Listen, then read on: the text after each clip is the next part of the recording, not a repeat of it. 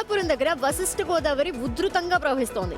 ఎగువ నుంచి భారీగా వరద నీరు వచ్చి చేరుతూ ఉండటంతో నరసాపురం సఖినేటిపల్లి మధ్య పడవల రాకపోకలు ఆగిపోయాయి. కనకాయలంక కాజ్వే పైకి వరద నీరు వచ్చి చేరింది. లంక గ్రామాల ప్రజల్ని అధికారులు అప్రమత్తం చేశారు. ఎమర్జెన్సీ కోసం మర పడవలు ఏర్పాటు చేశారు.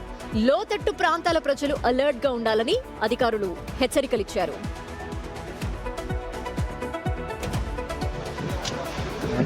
సాగర్ అడిగి మరిన్ని వివరాలు తెలుసుకుందాము. సాగర్, అక్కడ ఎలా ఉంది పరిస్థితి ఇప్పుడు? Good morning Dhanalakshmi. ఇప్పటికే మీరు విన్నారు, రాజమండ్రి నుండి మన శివశంకర్ రిపోర్ట్ చేశారు ధవళేశ్వరం నుండి. ఆ ధవళేశ్వరం దగ్గర ఆయన ఏదైతే చెప్పారో 12 లక్షల క్యూసెక్కుల నీరు దిగువకి అంటే నరసాపురం దగ్గర నుండి సముద్రంలో కలుస్తుంది. సో ఆ వాటర్, ఆ వరద ఉధృతి అంతా కూడా యాజ్ ఇట్ ఈజ్ అంతకన్నా వేగంతో కిందికి దిగువకు వస్తుంది. అంటే కనకాయ లంక దగ్గరకు వచ్చేసరికి ప్రవాహ వేగం నరసాపురం దగ్గర మరింత పెరుగుతుంది. ఎక్కడ ఉన్నటువంటి కనకాయ లంక వెళ్లే మార్గం ఉన్నటువంటి కాజ్వే పూర్తిగా వరద నీటితో మునిగిపోవడంతో గ్రామస్తులు తీవ్ర ఇబ్బందులు పడుతున్నారు. అయితే అధికారులు ముందుగానే ఈ పరిస్థితిని అంచనా వేసి అక్కడ పడవలు సిద్ధం చేశారు. ఇప్పటికే జాయింట్ కలెక్టర్ కల్పనిశ్రీ అక్కడికి వెళ్ళి గ్రామస్తులతో మాట్లాడారు. మెడికల్ క్యాంప్ ఏర్పాటు చేశారు.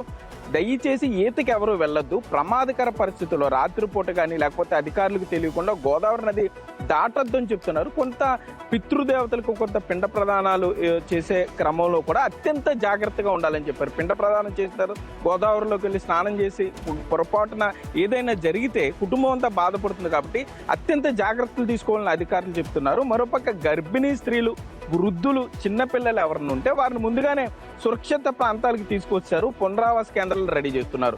పోలవరంలో ఉన్నటువంటి నియోజకవర్గంలో ఉన్న ముంపు మండలాలు కుక్కునూరు, వేలేరుపాడులో అక్కడ వరద తీవ్రత కొంత ఎక్కువగా ఉంది. పోలవరం ప్రాజెక్టు ఎక్కువ ఉన్నాయి కాబట్టి అటు భద్రాచలం నుండి వచ్చేటటువంటి ఫ్లో అంతా ముందుగా ఎఫెక్టెడ్ ఏరియాస్ ఆ కుక్కునూరు, వేలేరుపాడు మండలాలు. కాబట్టి వేలేరుపాడు మండలంలో జిల్లా కలెక్టర్, ఏలూరు జిల్లా కలెక్టర్ వెట్రిసెల్వి ప్రత్యక్ష పరోక్షంలో ఇప్పటికే అక్కడ పునరావాస కేంద్రాలు ఏర్పాటు చేశారు. కొంతమంది ప్రజల్ని పునరావాస కేంద్రాలకు తీసుకొచ్చారు. బోట్లు సిద్ధంగా ఉంచారు. ఏ పరిస్థితినైనా ఎదుర్కొనేందుకు సిద్ధంగా ఉన్నారు. గోదావరి నదీ తీర ప్రాంతం వెంబడి ఉన్న ప్రాంతాల అధికారులందరినీ హెచ్చరించారు. సమన్వయంతో పనిచేయాలన్నారు. పోలీసు, రెవెన్యూ, ఫైర్, ఎన్డీఆర్ఎఫ్ బృందాలు కూడా ఇక్కడికి చేరుకున్నాయి. ముందస్తు జాగ్రత్తగా ఉన్నాయి. పిల్లల్ని జాగ్రత్తగా చూసుకోమని చెప్తున్నారు. గోదావరి వచ్చింది కాబట్టి అక్కడికి వెళ్ళి ఇన్స్టాగ్రామ్, సోషల్ మీడియా వీడియోలు లేకపోతే ఫోటోలకి ట్రై చేయొద్దని అధికారులు ముఖ్యంగా ఈతకు కూడా వెళ్ళొద్దని చెప్తున్నారు. Okay, thank you Sagar.